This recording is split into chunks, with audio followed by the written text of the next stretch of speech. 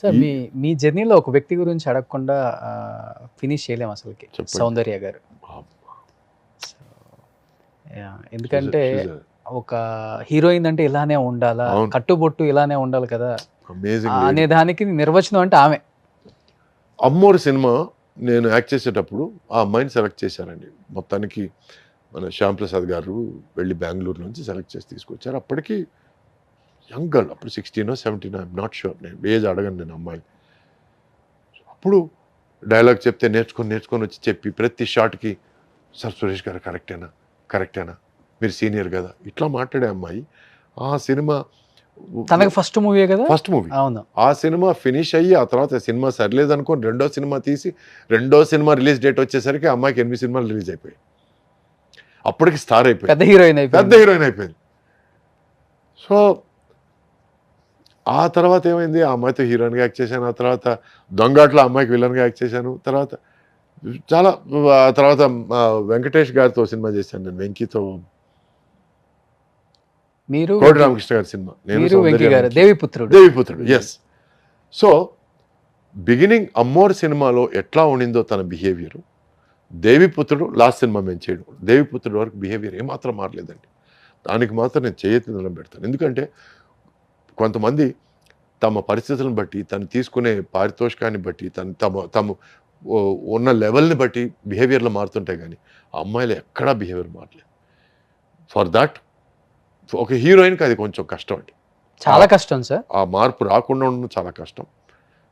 ఎప్పటికీ ఒక ఆప్తుడిని, ఒక బంధువుని పలకరించినట్టే పలకరించేది. సురేష్ గారు బాగున్నారండి, ఇంట్లో అందరూ బాగున్నారండి, ఇట్లాగే మాట్లాడేది. So I really love that attitude. So అందుకే I always had huge respect. ఆమెలో మీకు నచ్చిన ఒక మంచి క్వాలిటీ అంటే ఆఫ్ స్క్రీన్ నవ్వు. She had an amazing smile అండి, చూస్తూ Okay. ఉండిపోదామనే ఒక నవ్వు. అంటే ఎట్లా నవ్వు అంటే ఒక పక్కింటి పిల్ల, లేకపోతే ఓ పల్లెటూరులో ఒక అందమైన అమ్మాయిని చూస్తే అరే ఈ కట్టుబొట్టు బాగుంది, ముచ్చటేసే ఒక నవ్వు అండి. వేరే ఏ ఐడియా రాని ఒక నవ్వు, అంటే ముచ్చటేస్తుంది చూడండి కొంతమంది, అవునవును. ఆ ముచ్చటే ఫీల్ అయ్యాను. She had amazing smile and she had dancing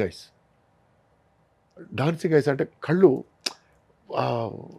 always active, alive. So అప్పుడప్పుడు మాట్లాడేవాడిని, హలో నేను ఇక్కడే ఉన్నాను, నన్ను చూసి మాట్లాడేది. ఎందుకంటే మాట్లాడితే అట్లా అనేది తను ఇక్కడ ఉన్నా నన్ను చూసి మాట్లాడనేవాడిని. So she had that enthusiasm for life, she loved life. తన యాక్టింగ్ లో కూడా అంతే. అవును, ఏదో అసలుకి ఇంట్లో జరిగిన సిచ్యువేషన్స్ లాగే లైవ్లీగా ఉంటాయి. సో అంత లవ్ ఫర్ లైఫ్ ఉన్న ఒక మనిషి లైఫ్ పోయిందంటే ఐ ఫెల్ట్ రియలీ బ్యాడ్.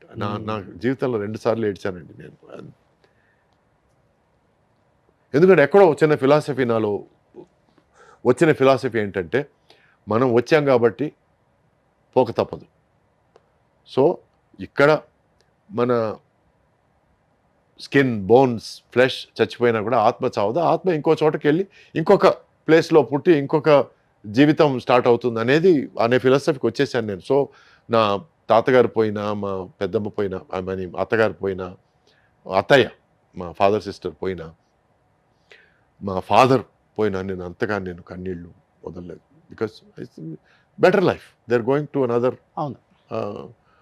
ఇంకొక అధ్యాయం, ఇంకొక చాప్టర్ వాళ్ళ లైఫ్లో స్టార్ట్ చేయబోతున్నారు అనే ఫీలింగ్.